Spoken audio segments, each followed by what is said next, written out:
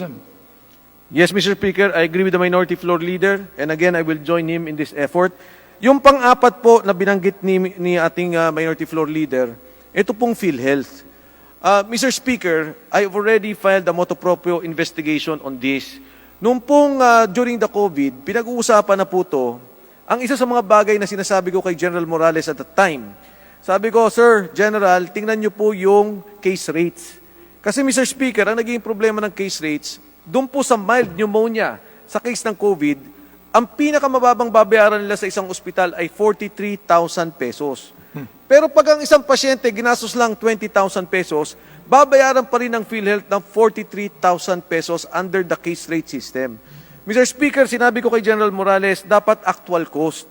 Sabi ko, General, nung nagkaroon po tayo ng budget hearing, sinabihan na po namin kayo, wala kayong COA report. First time, walang COA report ng Philhealth, Mr. Speaker. And, you know, because we need Philhealth, we need universal healthcare, out of tolerance, pinayagan po namin yan. Pero ulit, ginagawa na naman ninyo yung nagiging problema ninyo in the past years. So again, Mr. Speaker, I joined the Minority Floor Leader of this, and we will conduct an investigation. And as always, we see the active participation of the Minority Floor Leader and the members of the minority in bringing out the truth, in pinning down what is wrong with the system, and trying to correct what is best for our people, Mr. Speaker.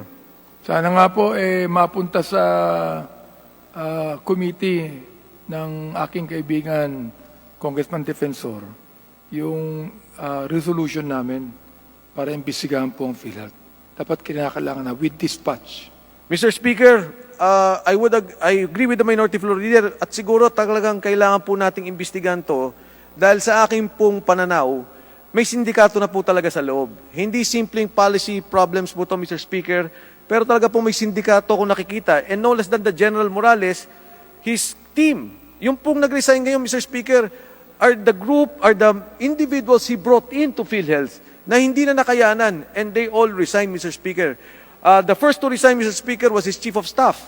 And then now, the lawyer involved in anti-fraud, Mr. Speaker. And again, the Minority Floor Leader and the members of the minority, magsama-sama po tayo pagtulungan natin tumbugin at ayusin ang problema sa PhilHealth.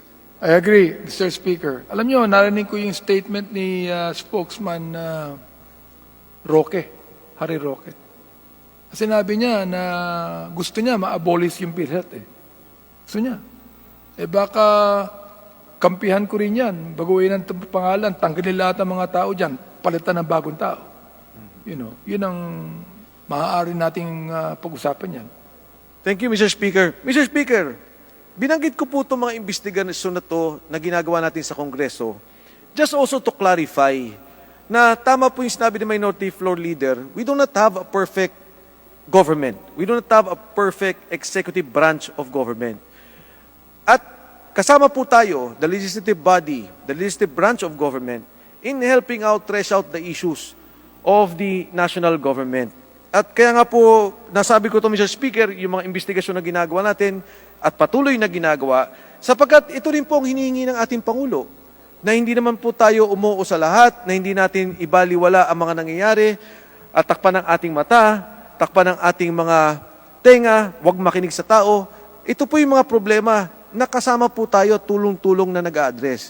Meaning, Mr. Speaker, even if you're the part of the minority and even us, part of the majority, we are together in correcting the situation. And this is precisely also the speech of the President to help him with the legislation he needs in order to correct the systemic problems that we have and also to address the current problems of our people, Mr. Speaker.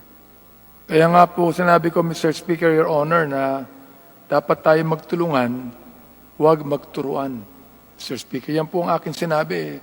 Hindi po yung, I told you so, di ba? I think that we ought to come together, whether it be minority or majority. Magtulungan na po tayo rito sapagkat pag natuturuan tayo, walang mangyayari po sa atin. We will just go into a vicious cycle na baka lalo pang maging grabe ang pandemic na ito. Yes, Mr. Speaker, maraming salamat po. Pinakinggan ko the whole time ang ating Minority Floor Leader. The President mentioned so many bills that we have to approve, Mr. Speaker. Marami doon para sa infrastruktura, online learning, low income tax for corporations, build, medical reserve corps, nursing education act, small and medium enterprises, the Coconut Trust Fund of 66 billion. Pero alam nyo, Mr. Speaker, ang talaga pong medyo pumasok sa aking isipan, of course, yung low interest rates for the companies, malaking bagay po yan, from 30% to 25%.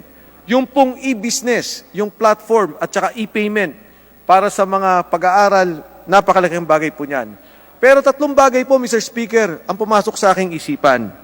Ang sabi ng ating Pangulo, unang-una, ayusin nyo, telco, ang signal ng ating mga kababayan. By December, pag hindi nyo inayos yan, ay may gagawin ang ating gobyerno. Ayoko man, sabi niya, I do not want to act on it, but please, fix our signal. Fix our internet, Mr. Speaker. And that is the first, Mr. Speaker, that came into my mind. And I hope, again, Mr. Speaker, as the Minority Floor Leader was mentioning earlier, magtulong-tulong po kami na i-address to, ang isyong to. Maybe in the Franchise Committee, it may be an investigation, it may be a new law, but we have to address the signal and the rates and the efficiency of our telcos in the country, Mr. Speaker. Yes, Mr. Speaker, babantayan ko po yan sinabi ng ating Pangulo at kinakampihan ko siya sa mga bagay na yan. Sana po talaga matigil na po itong mga bagay na ito. Alam mo, kasi ang talagang problema dyan, Mr. Speaker, ay yung monopoly. Yung monopoly, you know. Agree, Mr. Speaker. Again, my high respects to the Minority Floor Leader. Pangalawa po, Mr. Minority Floor Leader, sinabi po niya, ibaba ninyo ang power rates. Meralco and even the distribution utilities, we have our colleagues here from Mindanao, mataas din po ang bayad na sa kuryente. Yan po ay kailangan natin pagtulungan. And again, I enjoined the minority to help us bring down the cost of power in our country, not only those that are being distributed by Meralco, but all over the country. Kailangan po himayin natin ang generation plants, distribution plants, yung pong systems lost and other fees that they charge against our people, Mr. Speaker. Pagtulungan po natin yan with the minority. Basta't, Mr. Speaker, for the sake of our people, makakasama niyo ako, Mr. Speaker, Your Honor. Mr. Speaker, binanggit din po ng ating Pangulo, ibaba po natin ang water rates. Again, as mentioned by the Minority Floor Leader, katulad po ng power, isa po ito monopoliya. So we have to address this, Mr. Speaker. And I'm sure that in the previous hearings that we were together, the Minority Floor Leader and other members of the minority, nakita na po natin ang problema sa tubig. At naniniwala ako, Mr. Speaker, that together, we can again address this problem of lowering the rates of water in our country. Yes, Mr. Speaker, ako po ay in full agreement with the Chairman of the Committee on Accounts.